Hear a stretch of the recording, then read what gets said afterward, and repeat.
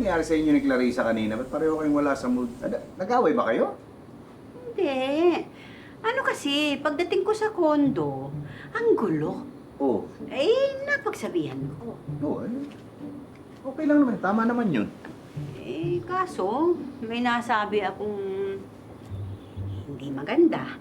Tungkol dun sa mga kaibigan na iba parang walang direksyon ng buhay. Oo. Hindi ko naman alam na nandun pala si Macy. Narinig. Tinamaan yung bata. Ano sabi na anak mo? Wala naman ako masabi kay nanay. Alam naman pagalitan ko siya. Alam mo, kaya lang nakakapagsalita si nanay ng ganun. Kasi nag-aalala siya para sa'yo. Alam ko naman yun. Kaya lang, hindi pa nga talaga kami sure na housemate si Macy. Tapos parang mai-evict na siya kagad. Hindi naman siguro. Iwas na lang muna siya. Pwede ba yun? Halos araw-araw nandun sa kondo si nanay. Siya na nga gumagawa lahat dun eh. Sana pala din na akong umalis ng bahay. Ito naman. Sige, ganito na lang. Magkape na lang tayo ng Kara. Sagot ma? Sagot ko yung payo, pero yung kape, kanya-kanya tayo. Kuya naman eh. Rex! My friend from Boston, Massachusetts. Tommy, Kumusta ka na? ayos naman. Would you like to play golf with me? Basta kasama si Pepito at saka si Uncle Benny. Game. Sige tayo dyan. Okay, good. Well. And maybe while we're playing golf, we can talk about your investment in my business. Anong business yan, Tommy? It's herbal tea. May bagong formulation kami ngayon eh. Para sa mga sinisipon at umuubo. This is so good for them. Uso din sa amin sa Boston, Massachusetts, yung mga ganito mga organic products. So at least you're familiar with this, right? Okay, we are applying for an FDA approval. Once we get that approval, I'm sure puputukin sa market. Magkanong investment naman yung kailangan mo sa akin, Tommy? Well, depende sa'yo. But more or less, to give you an idea, for every 100,000 pesos that you invest, pwede kang kumita ng 35,000 pesos per month. Hindi nakita. Di ba? Oo, pero Philippine peso lang yan eh, no? Oh, Alam mo, sa amin kasi sa Boston, Massachusetts, may mga biotechnology companies. Actually, nag-invest na ako sa isa sa mga to. Kumikita ako ng mga around 36,000 a month. come on.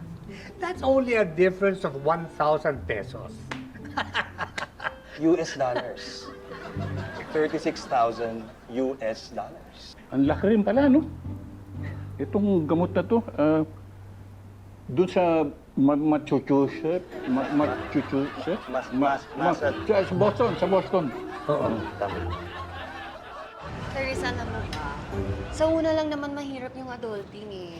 Pag tumagal, naging madali na siya. True. Like before, naalala mo yung time nung mga first time ko pala mag-condo? Di ba? Ayoko. Natin yun. Yun yung yung naging shota mo si Mary. Mary? Like Mary? Like a woman? Oo. Like a girl, Mary? No, like a little lamb. Oo, Mary. Oo, tagalinis yung kondo niya tapos naging girlfriend niya. Wow. Hindi ko ma-imagine. Ay, huwag mo na imaginein talaga. Ayun naman kung ano pa pinapaalala niyo. Oo na, tomboy era kayo, okay? Pero, sa totoo lang talaga, like, I suggest really to get a cleaning lady. Basta wag mo lang jojowain din.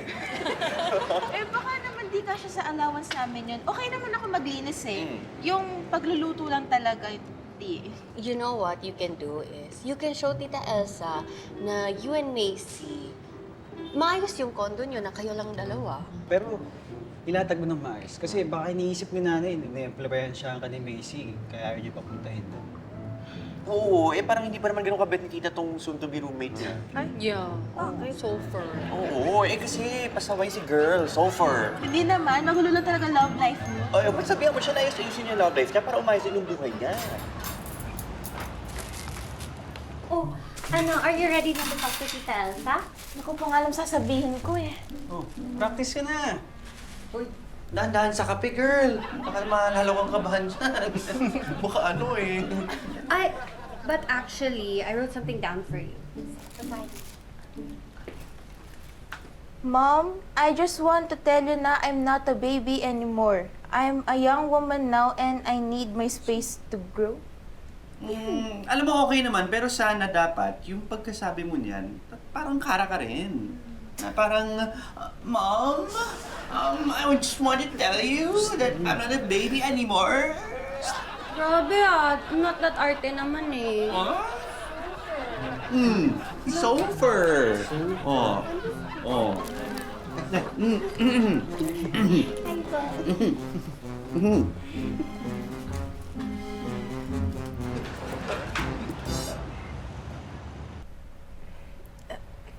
Nay, Nak, may sasabihin ako sa inyo.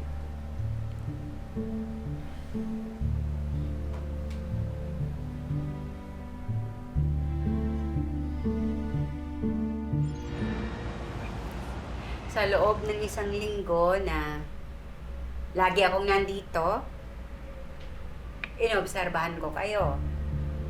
Kasi gusto kong malaman kung pwede nga kayong maging housemates.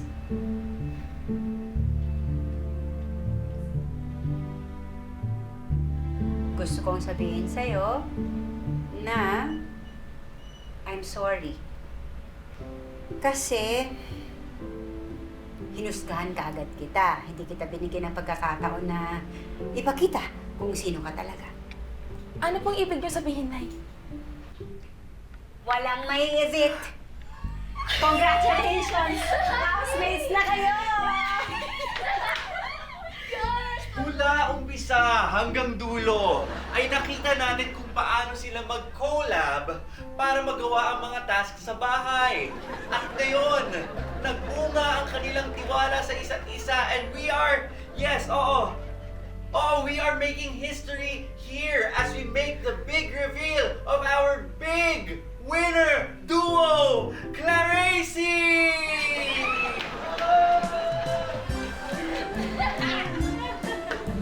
Ang isang tao nalalaman ng tunay na halaga pag naubos na lahat ng ari-arian niya.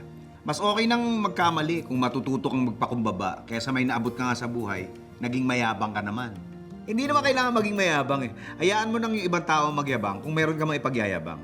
Nagsisimula ang disiplina kapag ang yabang nawala na. Ayan na! Wait lang, di ko kaya. Ang bigat. Super, oh. Yung ano? Ayun, oh. Sus naman, ako na nga. Akin na. Akin na. Ay! Anong ginawa mo? Okay ka lang? Hindi ko sinasadya, Super. Lagot. Promise, di ko sinasadya. Roxy Ocampo, 31 S21, Boston, Massachusetts! Super, love it! Getting all your Kapuso shows has never been this affordable. Subscribe to the GMA Pinoy Pack on YouTube TV for only $14.99 a month. Watch GMA Pinoy TV, GMA Live TV, and GMA News TV anytime, anywhere. Matawa mo saya!